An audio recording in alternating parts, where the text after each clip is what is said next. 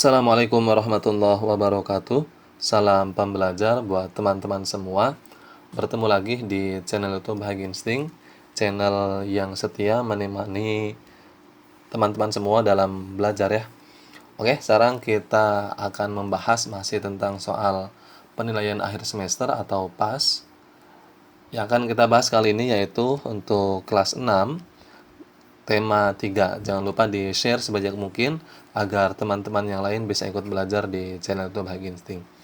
Oke, sekarang kita masuk ke soal nomor 1 ya. Kita terlebih dahulu muatan pelajaran PKN ya. Ketika dilahirkan ke dunia, seorang anak memiliki hak yang melekat padanya. Hak tersebut harus dipenuhi oleh titik-titik. Apakah A gurunya, B temannya, C tetangganya, atau D orang tuanya? Kata kuncinya di sini adalah dilahirkan ke dunia. Berarti kaitannya dengan dilahirkan itu adalah kaitannya dengan orang tua. Maka hak anak yang melekat padanya itu harus dipenuhi oleh orang tuanya karena yang sudah melahirkannya, yaitu ibunya. Bukan hanya ibunya, ayahnya juga. Ya. Jadi semua hak tersebut harus dipenuhi oleh orang tuanya. Ya. Oke, lanjut nomor 2. Tiap warga negara Indonesia sudah seharusnya mendapat pekerjaan serta penghidupan yang layak karena hal tersebut merupakan titik-titik. Apakah A tanggung jawab, B kewajiban, C aturan, atau D hak? Kata kuncinya di sini adalah sudah seharusnya mendapatkan. Nah, sudah seharusnya mendapatkan. Apa ini? Ini adalah kata kunci dari hak. Hak itu apa, Pak? Hak itu adalah sesuatu yang harus kita dapatkan, sesuatu yang harus kita peroleh. Dari siapa? Ya dari orang lain. Ya. Nah, berarti ini kaitannya dengan hak. Jadi jawabannya adalah hak D ya. Oke, ya.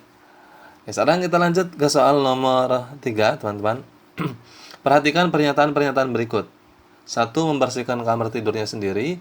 2. Memakai seragam baru tiap tahun. 3. Mendapat kasih sayang. Dan 4. Belajar dengan rajin. Salah satu contoh hak seseorang atau hak seorang anak ketika berada di rumah adalah titik-titik. Oke, berarti kita cek satu-satu ya. Nomor 1 dulu, pernyataan nomor 1. Kita cek. Membersihkan kamar tidurnya sendiri. Apakah ini termasuk hak atau bukan? Bukan ya. Nomor 1 ini bukan hak, akan tetapi kewajiban dari anak. Ya, membersihkan kamar tidurnya sendiri itu kewajiban. Kalau hak itu adalah sesuatu yang kita peroleh. Sedangkan kewajiban yang harus kita kerjakan. Ya. Oke, sekarang kita cek nomor 2, memakai seragam baru tiap tahun. Apakah ini hak? Sebetulnya memakai seragam baru itu atau mendapatkan seragam baru itu bukan hanya di setiap tahun saja, akan tetapi sekiranya seragam tersebut sudah tidak layak, sekiranya seragam tersebut sudah kucel, sudah jelek, sudah sobek-sobek, maka itu termasuk hak anak untuk mendapatkan seragam baru. Jadi bukan hanya setiap tahun, ya. Nah, walaupun di sini ya mendapatkan seragam atau memakai seragam baru itu termasuk hak, akan tetapi ini tidak tepat ya. Nomor 2 ini kurang tepat. Nah, jadi teman-teman awas jangan terkecoh ya. Karena apa? Karena kaitannya di sini kata kuncinya hak seorang anak di rumah. Nah, ya. Kita cek nomor 3, mendapatkan kasih sayang. Nah, ini jawabannya. Mendapatkan kasih sayanglah itu termasuk ke dalam hak seorang anak yang paling utama. Nah, jadi jawabannya apa? Jawabannya nomor 3C. Kalau D, belajar dengan rajin, ini juga adalah kewajiban dari seorang anak, bukan hak. Ya. Oke, lanjut nomor 4. Dalam kehidupan sehari-hari, pelaksanaan hak dan kewajiban harus titik-titik. A seimbang, B lebih banyak hak, C lebih banyak kewajiban, atau D lebih besar hak daripada kewajiban. Nah, kaitannya dengan hak dan kewajiban itu oleh kita, ya, itu harus berjalan seimbang.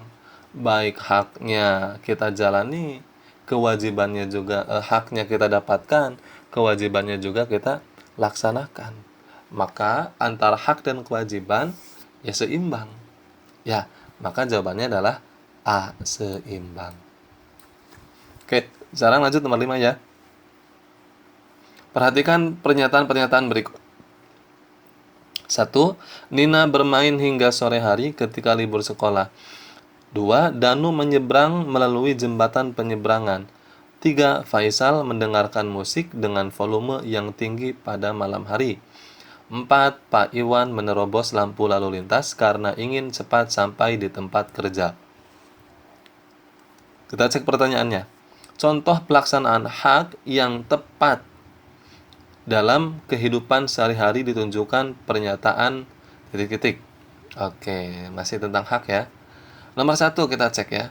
Nia bermain hingga sore hari ketika libur sekolah. Apakah ini benar? Salah ya. Walaupun hak seorang anak itu adalah bermain, akan tetapi karena di sini waktunya sudah melewati dari batas, yaitu hingga sore hari. Ya. Jadi jawabannya kurang tepat ya. Oke, sekarang kita cek nomor 2. Danu menyeberang melalui jembatan penyeberangan. Nah, ini benar atau salah? Benar ya, kita checklist dulu ya. Kenapa? Karena ya hak kita atau hak si Danu ketika mau menyeberangi sungai atau menyeberangi kali atau apa saja, maka haknya kita itu adalah mendapatkan fasilitas jembatan penyeberangan. Maka jawaban yang paling tepat yang nomor 2 ini. Ya, jawabannya nomor 2 ini. Kalau nomor 3 benar atau salah? Salah ya. Kenapa? Karena mendengarkan musiknya dengan volume tinggi. Betul, mendengarkan musik itu adalah hak. Akan tetapi karena di sini dengan volume yang tinggi terlebih di malam hari, maka itu bukan lagi hak, akan tetapi sudah mengganggu ya. Jadi menjalankan haknya ini atau mendapatkan haknya ini disalahgunakan. Ya. Oke, sekarang kita cek nomor 4. Pak Iwan menerobos lampu lalu lintas karena ingin cepat sampai di tempat tujuan. Ini juga salah ya. Jadi jawaban yang paling tepat itu adalah pernyataan nomor 2. Jadi jawabannya B. Nah, oke, paham ya? Lanjut nomor 6. Gambar di samping menunjukkan tentang titik-titik. Ini ada gambar seorang anak lagi belajar. Awas jangan salah teman-teman ya. Karena di sini ada lampu belajarnya. Kalau di sekolah, kalau teman-teman jawabannya di sekolah, itu salah ya. Nah, karena apa? Karena di sini ada lampunya. Di sekolah itu kan lampunya bukan seperti ini ya. Oke, ini kaitannya tentang apa? Belajar ya. Belajar itu hak atau kewajiban? Kewajiban. Nah, berarti jawabannya adalah kewajiban di rumah. Kewajiban di rumah mengerjakan tugas, mengerjakan PR. Ya. Oke, lanjut nomor 7. Contoh sikap menghargai hak orang lain adalah titik-titik. Sikap menghargai orang lain. A. Bangun siang pada hari libur. Ini salah ya. Salah. B. Bermain setelah pulang sekolah. Benar atau salah? Setelah pulang sekolah harus ke rumah dulu, bukan bermain. Ya, berarti yang B salah. Kita cek yang C. Mengajak bermain ketika teman sedang belajar. Ini juga salah ya. Salah. Ketika teman belajar, ya jangan diganggu. Ya, kita harus menghargai kegiatan teman yang lain ya. Kita cek yang D. Memberikan waktu kepada teman untuk menyampaikan pendapatnya. Nah, ini termasuk menghargai hak orang lain. Hak setiap orang itu kan berbicara. Maka kita harus memberikan kesempatan agar teman kita atau orang lain menyampaikan pendapatnya. Ya. Jadi nomor 7 D ya. Oke, lanjut nomor 8. Hak dan kewajiban di masyarakat dilaksanakan dengan seimbang agar titik-titik. A. Dipuji perangkat desa. Salah ya, ini tidak baik ketika ingin dipuji oleh orang lain, itu tidak baik ya. B. Dapat hidup dengan bebas. Ini juga salah ya. Salah. C. Tercipta kehidupan yang harmonis. Nah, ini tujuan antara hak dan kewajiban di masyarakat dilaksanakan itu agar terciptanya harmonis. Ya, berarti jawabannya adalah C, ya. Oke, lanjut nomor 9. Galang diberi hak untuk menggunakan musik. Sikap Galang seharusnya titik-titik. Nah, ini masih tentang hak ya. A. Mendengarkan musik seperlunya. Oke, sekarang kita checklist saja ya. Checklist dulu karena apa? Ya, berarti si Galang ini ngerti. Ya, tidak menggunakan musik secara terus-menerus. Ketika belajar, ya di stop. Ya, ketika mau tidur, di stop. Nah, itu artinya menggunakannya musik tersebut didengarkan ya seperlunya ya. Kita checklist dulu yang A. Kita cek yang B, mendengarkan musik dengan suara keras. Ini salah, ini melanggar hak ya. Oke, kita cek yang C, mendengarkan musik sambil menonton TV. Ini juga salah. Sudah mendengarkan musik, nonton TV juga. Itu kan menghambur-hamburkan listrik ya. Iya, menghambur-hamburkan atau apa namanya? Tidak hemat ya, tidak hemat listrik. Kita cek yang D, membiarkan musik terdengar sampai sepanjang hari. Ini juga salah. Ya, berarti sudah jelas jawabannya adalah yang A, mendengarkan musik seperlunya. Oke, lanjut nomor 10. Kewajiban seorang anggota masyarakat terhadap keputusan rapat warga untuk mengadakan kerja bakti adalah titik-titik. Ini yang ditanyakan adalah tentang kewajiban seorang anggota ya dalam keputusan rapat. A. Tidak peduli, ini salah ya.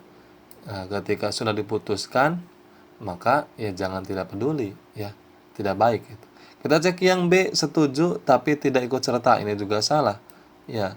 Setuju tapi tidak ikut serta ya tidak baik, sama saja ya. Kita cek yang C, menghindar dengan berbagai alasan. Ini juga salah ya. Kita cek yang D, melaksanakan dengan penuh tanggung jawab. Nah, ini. Walaupun kita berbeda pendapat dalam rapat tersebut dengan warga, akan tetapi ketika hasil rapat sudah diputuskan dan berbeda dengan pendapat kita, ya tetap kita harus melaksanakan dengan penuh tanggung jawab. Itu bentuk dari menghargai keputusan. Ya. Oke. Ini untuk soal muatan pelajaran PPKN. Sekarang kita masuk ke muatan pelajaran bahasa Indonesia. Ya, kaitannya materi di bahasa Indonesia tema 3 itu ya teks eksplanasi ya. Oke, sekarang kita lanjut langsung saja ke soal nomor 11. Teks eksplanasi dituliskan berdasarkan titik-titik. A. Selera penulis, salah ya. Ini bukan selera penulis, akan tetapi ya sesuai ya. Dalam penulisan teks eksplanasi itu sesuai, mulai dari topik permasalahannya, deret penjelasnya, kemudian kesimpulannya. Ya, jadi bukan hanya bukan sebatas dari selera penulis ingin nulis apa, bukan, salah ya. Kita cek yang B, fakta yang ada. Nah, teman-teman pernah mempelajari tentang ciri-ciri dari teks eksplanasi atau pernah dijelaskan oleh Bapak dan Ibu gurunya? Ciri-ciri dari teks eksplanasi itu adalah kaitannya dengan faktual atau memuat tulisan yang benar sesuai dengan fakta. Nah, berarti jawabannya sudah jelas ya, B ya. Nah, fakta yang ada. Kalau yang C, permintaan masyarakat, salah ya. Yang D, hasil kesepakatan umum, ini juga salah. Yang terjelas dalam ciri teks eksplanasi itu adalah di situ termuat bahwa teks eksplanasi itu adalah bersifat faktual. Artinya apa? Ya berdasarkan fakta itu sendiri. Oke, lanjut nomor 12. Bagian awal dari sebuah teks eksplanasi disebut dengan titik-titik. A. Pernyataan umum. B. Konklusi. D. Deretan penjelas. D. Interpretasi. Ini C ya. C itu deret penjelas. Jawabannya kira-kira yang mana? Nah, teman-teman harus hafal ya. Bagian dari teks eksplanasi.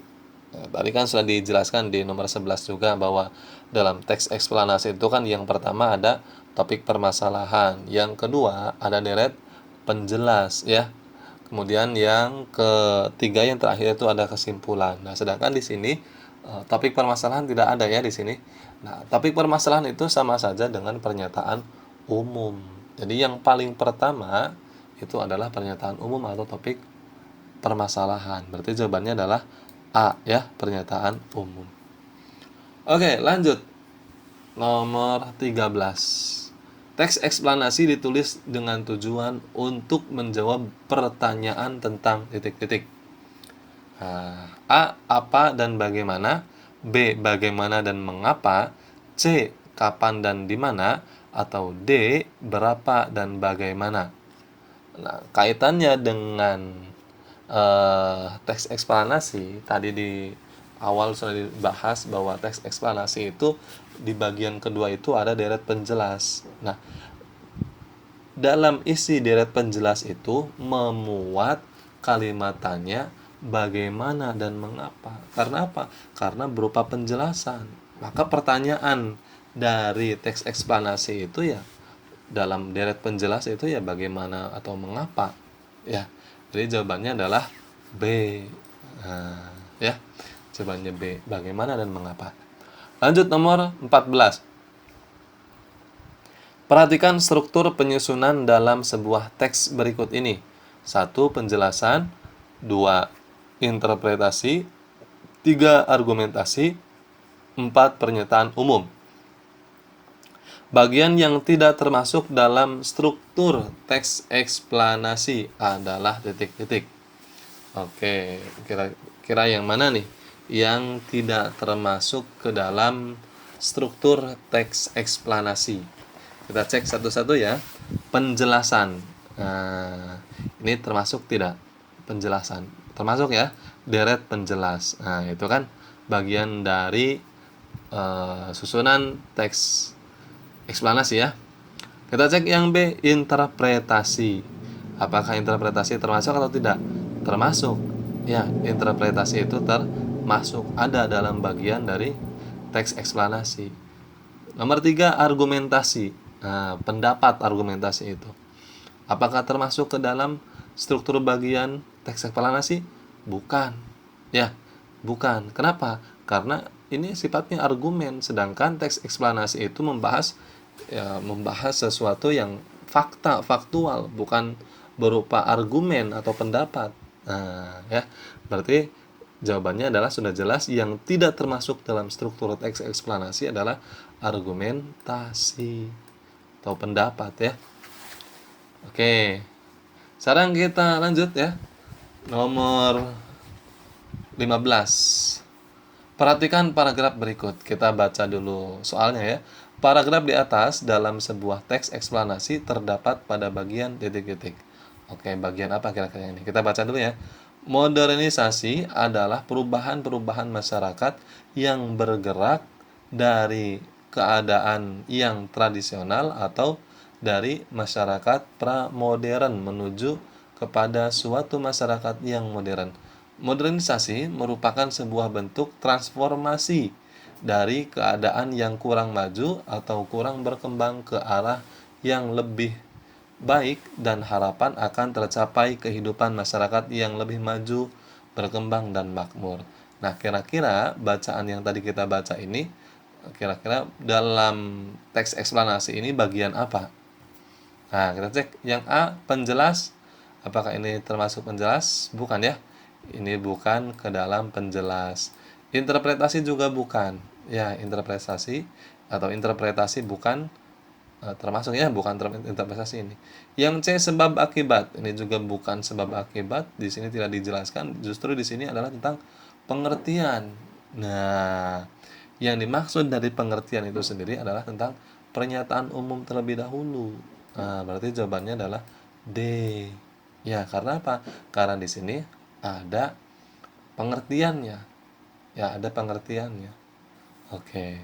Sekarang kita lanjut ke soal nomor 16. Dalam sebuah kalimat efektif, jika kata pertama berbentuk verba, maka kata selanjutnya berbentuk titik-titik. Teman-teman tahu ya kalimat efektif ya? Kalimat efektif itu adalah kalimat yang tidak menghambur-hamburkan kata, tidak banyak yang diulang-ulang. Ya. Nah, itu yang disebut dengan efektif. Ya. Nah, di sini kata kuncinya ketika kata pertama itu verba, maka kata selanjutnya bentuknya apa? Verba lagi. Ya, jawabannya verba lagi. Oke. Lanjut nomor 17, bagian dari teks eksplanasi yang berisi penjelasan dari pokok bahasan yang lebih rinci dan detail disebut dengan detik-detik. A. Interpretasi, B. Biografi, C. Pernyataan umum, atau D. Deretan penjelas. Di sini kaitannya dengan apa? Penjelasan. Nah, kaitannya dengan penjelasan itu jawabannya adalah ya deret penjelas. Di sini ada lagi penjelas tuh ya. Berarti jawabannya adalah D, deret penjelas. Oke. Lanjut nomor 18. Informasi dari suatu teks eksplanasi dapat dicari dengan jalan titik-titik. A. Menerjemahkan, B. Mendengar, C. Membaca, atau D. Melihat. Oke, kaitannya dengan teks eksplanasi itu kan teks, maka agar kita bisa membaca seutuhnya, bisa menarik kesimpulan, atau kita dapat informasinya itu bagaimana ya, salah satunya dibaca. Ya, salah satunya dibaca karena apa? Ya kaitannya dengan teks. Kalau teks ya kaitannya dengan membaca. Ya, berarti jawabannya adalah C. Ya. Oke, lanjut nomor 19. Perhatikan struktur teks berikut ini. Kita langsung baca dulu soalnya. Struktur teks eksplanasi yang benar ditunjukkan oleh nomor titik-titik. Oke, sekarang kita cek satu-satu ya. Definisi umum, kemudian deskripsi bagian, kemudian deskripsi manfaat ya. Oke, sekarang kita cek yang nomor 2. Ini salah ya, ini salah ya. Pernyataan umum, deretan penjelasan, kemudian interpretasi atau kesimpulan. Nah, benar atau salah? Benar ya. Karena apa? Pernyataan umum itu ya sama saja dengan topik permasalahan. Pernyataan umum, yang kedua deret penjelas, yang ketiga kesimpulan atau interpretasi. Tadi di awal sudah dibahas. Maka jawabannya sudah jelas adalah yang nomor 2. Ya, nomor 2. Kalau nomor 3 salah ya. Tesis, argumentasi, penegasan ulang. Salah. Tidak ada penegasan ulang ya. Oke, sekarang kita lanjut nomor 20. Langkah awal dalam menulis teks eksplanasi yaitu titik-titik. Nah, ketika teman-teman ditugaskan dalam membuat teks eksplanasi, maka langkah yang paling pertama awal dilakukan itu apa? Kita cek yang A, menentukan ide pokok. Ide pokok salah ya. Ide pokok itu ya bisa kita temukan ketika sudah jadi paragraf. Ya, karena ide pokok itu kaitannya dengan sebuah paragraf. Ya. Kita cek yang B, membuat kerangka karangan. Ini juga salah ya. Ini bukan langkah awal dalam menulis teks eksplanasi. Kita tidak perlu membuat kerangka karangannya, tidak perlu. C. Menentukan topik yang akan ditulis. Nah, ini karena dalam bagian pertama dari teks eksplanasi itu sendiri kan nomor pertama itu apa? Menentukan topik atau topik permasalahannya. Topik permasalahannya di mana nih? Ya. Oke, ini untuk soal bahasa Indonesia. Oke, sekarang kita lanjut ke soal muatan pelajaran IPA. Perhatikan karakteristik berikut. Kita langsung baca dulu soalnya. Karakteristik dari rangkaian seri ditunjukkan nomor titik-titik. Oke, kita cek satu-satu ya. Cara menyusun rangkaian cenderung lebih rumit. Ini yang ditanyakan adalah karakter seri. Nah, ya, jelas ini salah ya. Kenapa salah? Karena seri itu ya tidak rumit, justru lebih mudah. Kalau yang rumit ini adalah iya, itu adalah paralel. Ya. Oke, kita cek nomor 2. Semua komponen mendapat tegangan yang sama besar. Ini salah ya? Oke, salah. Oke, kita cek yang nomor 3. Cara menyusun rangkaian cenderung praktis dan sederhana. Nah, ini ya, jawabannya nomor 3. Nah, dalam membuat rangkaian seri itu kan ya praktis, mudah, dan sederhana bentuknya. Tidak serumit dengan campuran atau yang paralel. Ya. Kita cek nomor 22. Salah satu keuntungan menggunakan rangkaian seri yaitu akan menghasilkan nyala lampu yang titik-titik. Ini kaitannya dengan keuntungan ya. Berarti kalau keuntungan yang untung ya. Yang A berkedip salah karena bukan untung ya, berkedip-kedip. Nomor option B terang. Nah, ini ya jawabannya adalah terang. Ini termasuk ke dalam keuntungan ya, yang namanya juga untung ya. Kalau berkedip-kedip ya bukan untung, rugi ya. Ketika teman-teman semua membeli lampu ya rugi kalau berkedip-kedip ya. C redup, ini juga rugi ya, bukan keuntungan. D suram, ini juga salah ya. Kita cek langsung nomor 23. Perhatikan gambar berikut. Ya, ini ada gambar ya. Ada rangkaian listrik ya. Gambar tersebut merupakan gambar dari rangkaian titik-titik. Oke, ini kira-kira gambar rangkaian apa nih? Ya, ini ada 4 lampu ya. Di atas, di tengahnya ini di sampingnya, dan di bawahnya ada 2. Kira-kira menurut teman-teman gambar rangkaian apa ini? Kalau yang atas kita perhatikan, nah ini kan rangkaiannya seri ya. Ini rangkaian seri. Akan tetapi kalau kita gabungkan yang atas dengan yang bawah, ini adalah rangkaian paralel. Maka di sini ada seri, kemudian juga ada paralelnya. Maka jawabannya adalah campuran. Nah, berarti jawabannya adalah C ya. Oke, lanjut. Nomor 24. Saklar merupakan perangkat yang digunakan untuk titik-titik. Teman-teman tahu saklar ya?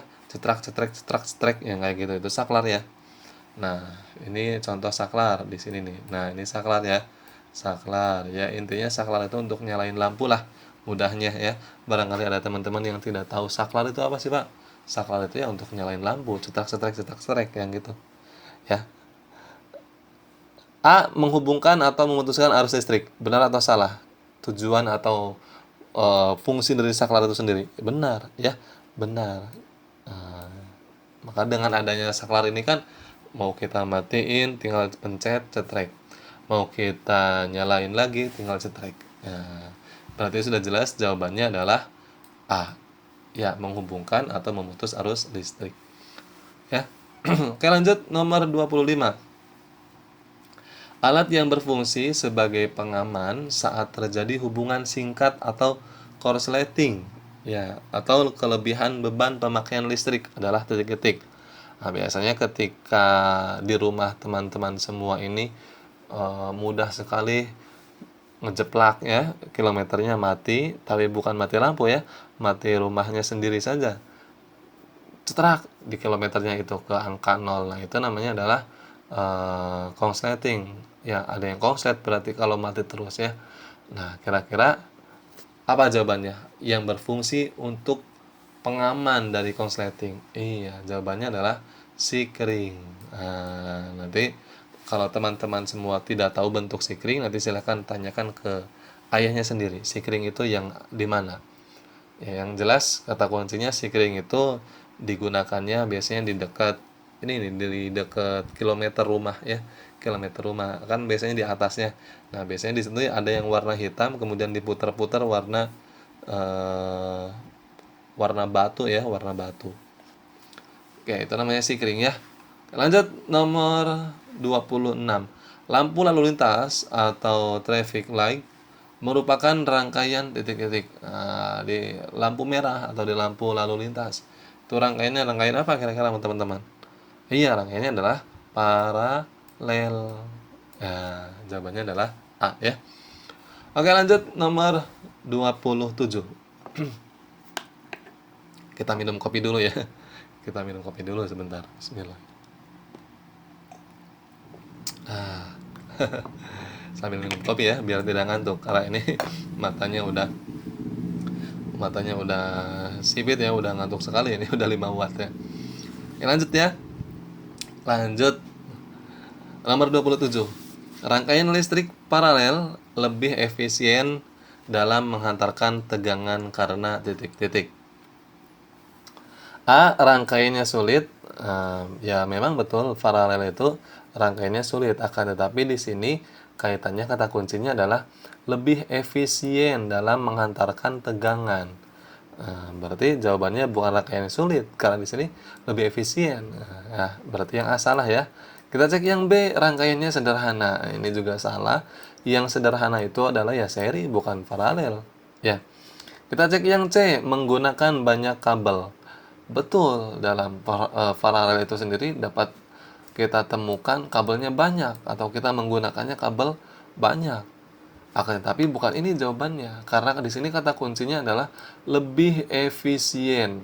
Nah, kita cek yang D, semua komponen mendapat tegangan yang sama besar. Ya, ini jawabannya D. Ya.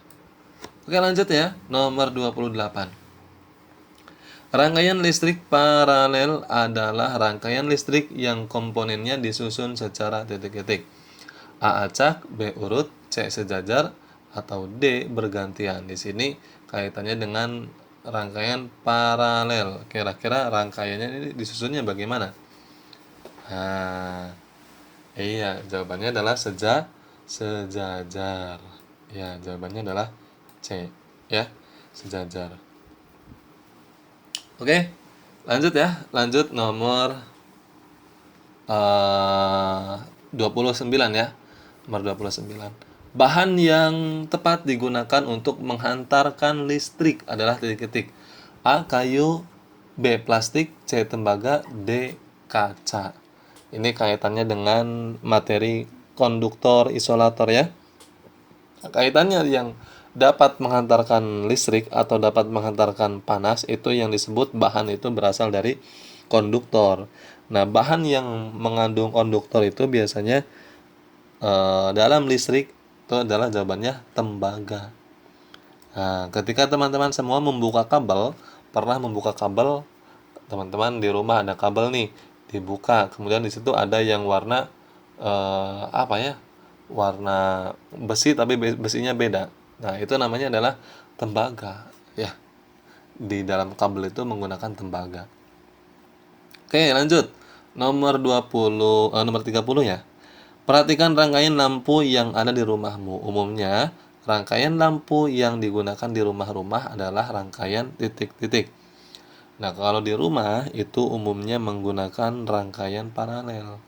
Ya, maka karena di rumah menggunakan paralel, ketika ada satu lampu yang mati konslet atau di belakang misalkan di dapur, ya itu strak, ya mati. Nah, maka biasanya di rumah supaya tidak mati semua, nah itu menggunakan paralel. Berbeda ketika rumah tersebut menggunakan seri, ya sudah mati semua. Ya, nah, maka di rumah itu kebanyakan menggunakan paralel agar ketika satu kamar itu matinya lampu, kamar yang lain tetap nyala. Ya. Oke, ya. Sekarang kita masuk ke muatan pelajaran IPS ya. Nomor 31. Salah satu dampak positif penemuan pesawat terbang adalah titik-titik. A. Pekerjaan cepat selesai. Bukan cepat selesai ya. Karena di sini kaitannya kata kuncinya adalah pesawat terbang. Maka manfaat dari pesawat terbang itu sendiri atau dampak positifnya bukan pekerjaan cepat selesai ya. Kita cek yang B, menghemat biaya produksi. Ini juga tidak ada kaitannya ya. Karena yang disebutkan di sini adalah pesawat ya, pesawat terbang, bukan kaitannya dengan apa namanya? Produksi ya, bukan kaitannya dengan produksi. Nah, jadi tidak ada kaitannya ya. Nomor selanjutnya yang C, komunikasi mudah dilakukan. Ini juga salah karena tentang kaitannya pesawat terbang bukan tentang komunikasi ya. Kita cek yang D, waktu untuk mencapai suatu tempat lebih cepat. Nah, ini. Jadi ketika teman-teman semua mau pergi keluar kota, keluar provinsi atau bahkan mungkin luar negara ya, luar negeri ya, luar negeri, pergi ke luar negeri, maka untungnya ada pesawat itu atau dampak positifnya ya kita dapat mencapai suatu tempat ya lebih cepat ya, mau ke Bandung atau misalkan ke Jakarta, maka dengan naik pesawat terbang ya akan lebih cepat ya. Oke, lanjut ya. Nomor 32. Perhatikan dampak-dampak berikut ini. Kita baca dulu soalnya. Salah satu dampak negatif dari adanya perkembangan teknologi ditunjukkan nomor titik-titik. Di sini kata kuncinya adalah dampak negatif. Kira-kira yang mana? Kita cek pernyataan nomor 1. Memungkinkan pembelajaran online secara penuh. Ini salah ya. Yang nomor 1 salah. Kita cek nomor 2, menyebabkan kecanduan terhadap gadget. Nah, betul. Karena apa? Karena kaitannya dengan dampak negatif. Maka kaitannya dengan dampak negatif itu adalah ya kecanduan HP itu sendiri. Berarti jawabannya adalah nomor 2 atau B. Ya. Oke, lanjut nomor 33. Alat yang digunakan sebagai penerangan lampu ditemukannya listrik adalah titik-titik. Ini yang ditanyakan adalah alatnya ya. Alat yang digunakan dalam penemuan listrik itu sendiri. Kalau teman-teman semua pernah di rumah itu selain lilin itu biasanya ada ya terbuat dari apa namanya itu kalau buat kompor itu ya buat kompor delas atau apa ya kalau daerah sini itulah delas kalau tidak salah ya. Bahasa Indonesia apa ya. Nah, pokoknya jawabannya adalah lampu minyak. Nah, ya, lampu minyak. Ini sebelum adanya listrik. Ya, itu memakai lampu minyak itu sama saja dengan obor, ya. Oke. Kita lanjut nomor 34. Modernisasi tidak selamanya membawa dampak positif. Salah satu dampak negatif modernisasi di bidang lingkungan adalah titik-titik. A. Westernisasi, salah ya. B. Globalisasi, nah ini ngebahas globalisasi. Di sini globalisasi lagi jawabannya salah ya. C. Pencemaran, nah ini jawabannya pencemaran. Karena apa? Karena di sini kaitannya dengan dampak negatif di bidang lingkungan, yang kaitannya dengan pencemaran itu sendiri ya. Lanjut, dari C jawabannya. Nomor 35, perhatikan berikut ini dampak listrik bagi pelaku industri adalah titik-titik. A. Mempercepat proses industri ya. B. Biaya produksi menjadi lebih besar. C. Membuat mesin menjadi lebih rusak. Atau D. Terjadi kemunduran pada proses produksi. Ini kaitannya dengan dampak listrik pada pelaku industri. Kira-kira yang mana jawabannya? Iya, jawabannya adalah yang A. Mempercepat proses industri. Oke ya, paham? Kita lanjut ke soal nomor 36 ya. Modernisasi pada umumnya berhubungan dengan kemajuan titik-titik. A. Infrastruktur, B. Ekonomi, C. Pemerintah, dan D. Teknologi. Kira-kira menurut teman-teman yang mana yang hubungannya dengan modernisasi? Ya, maka tidak jauh dan tidak bukan itu masuk ke dalam kecanggihan teknologi atau kemajuan teknologi. Ya, kaitannya dengan teknologi. Oke, lanjut ya, nomor 37. Gambar tersebut merupakan contoh kemajuan teknologi di bidang titik-titik. A. Komunikasi, B. Transportasi, C. Pendidikan, atau D. Industri. Di sini kaitannya ada dua orang yang sedang bekerja ya. Ini pasif pabrik lah ya, pasif pabrik. Berarti jawabannya yang mana nih? Jawabannya industri. Karena industri itu ya pabrik. Ya pabrik itu ya industri. Berarti jawabannya adalah D ya, nomor 37. Oke, lanjut nomor 38. Kita baca dulu soalnya. Dampak negatif penggunaan telepon genggam dalam berinteraksi sosial ditunjukkan oleh nomor titik-titik. Yang ditanyakan adalah dampak negatif nih. Dampak negatifnya mana nih? Oke. Kita lanjut. Cek satu persatu ya.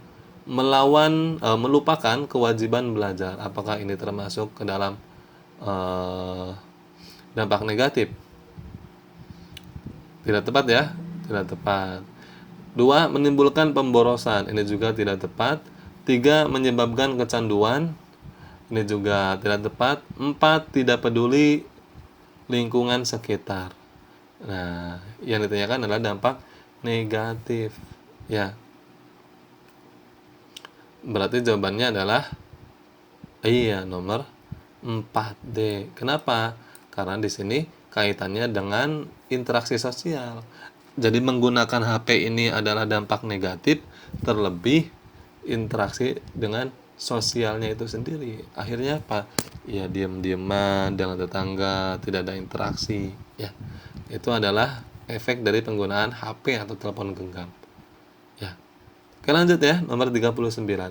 Kemudahan memperoleh informasi pada saat ini disebabkan adanya titik-titik. A. Mesin uap, B. Listrik, C. Internet, atau D. Generator. Kaitannya di sini tentang memperoleh informasi. Maka kaitannya dengan memperoleh informasi itu sendiri adalah ya kaitannya dengan internet. Nah, jawabannya adalah C. Ya. Lanjut nomor 40. Salah satu dampak negatif dari modernisasi yaitu titik-titik. A. Perubahan tata nilai dan sikap. Oke, ini kita checklist dulu ya. B. Berkembangnya iptek. Ini dampak positif ya, bukan negatif. Karena apa? Karena ipteknya berkembang. C. Pencemaran di lingkungan alam. Oke, sekarang kita simpan dulu ya. Simpan dulu. Nomor 40, jawabannya C, simpan dulu ya. Kita cek jawaban D. Tingkatkan kehidupan yang lebih baik.